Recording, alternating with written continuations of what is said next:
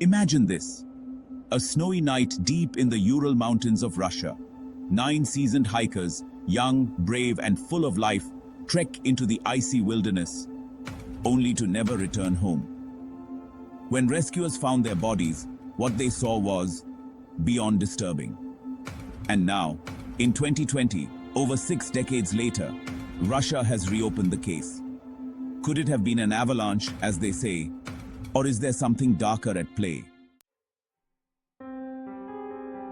Our story begins in January 1959. 9 young hikers from Ural Polytechnic set off for an adventure to the Dyatlov Pass.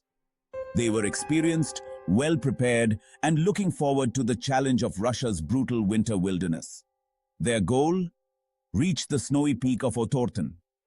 But by February, these 9 friends would be found dead, scattered across the snow, under circumstances that would send chills down your spine. When rescuers arrived, what they found was almost beyond belief. When the search team found the hikers' abandoned tent, they immediately sensed something was terribly wrong. The tent was slashed open. From the inside. Yes, the inside. Clothes, food, supplies, everything left behind in a rush. It was as if something had terrified them so badly that they had no choice but to flee. The footprints leading away from the tent showed bare or socked feet in sub-zero temperatures. They were running in the dead of night with nothing to protect them from the bone-chilling cold. Now, let me ask you this. What would make you do something that extreme? Over the years, theories began to pile up, each one stranger than the last. The first was simple, an avalanche. But that didn't add up. Experts said the slope was too gentle for an avalanche to have happened. So, was it a military test gone wrong? Many believe the Soviet military was testing experimental weapons in the area. Honestly, is it even a Russian mystery without some military conspiracy sprinkled in? Others suspected the paranormal. Could they have encountered a mythical creature? Perhaps even extraterrestrials? Or was it, as some suggest, a government cover-up?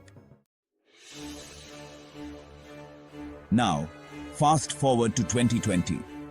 Russia decides to officially reopen the case, hoping to finally put the mystery to rest. They conducted fresh tests, reviewed all the evidence, and even simulated weather patterns. The result? Avalanche.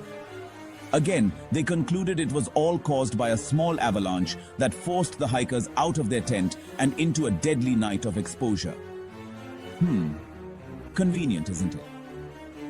60 years later, they're still saying it was an avalanche, despite no real evidence of one at the scene. Sounds like they're hoping we'll just believe it and move on. Here's the thing. There are still questions that linger. Why were there signs of radiation on some of the hikers' clothes? Why the strange injuries with no external wounds? And why were some of them found with expressions frozen in terror, as if they'd seen something unspeakable?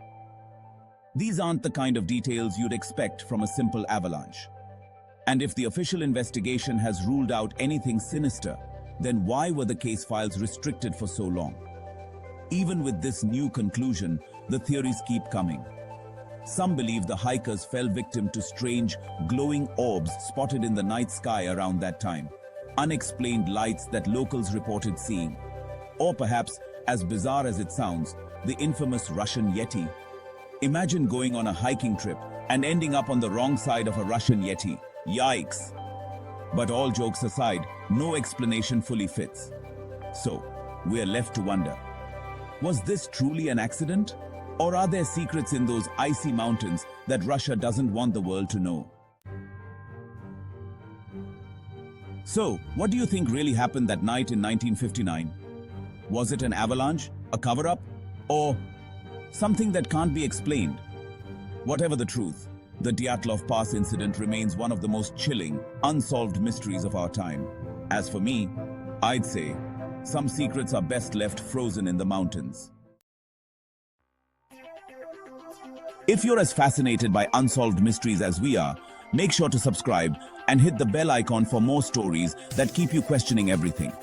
And hey, let us know in the comments, what do you think happened on that cold winter's night?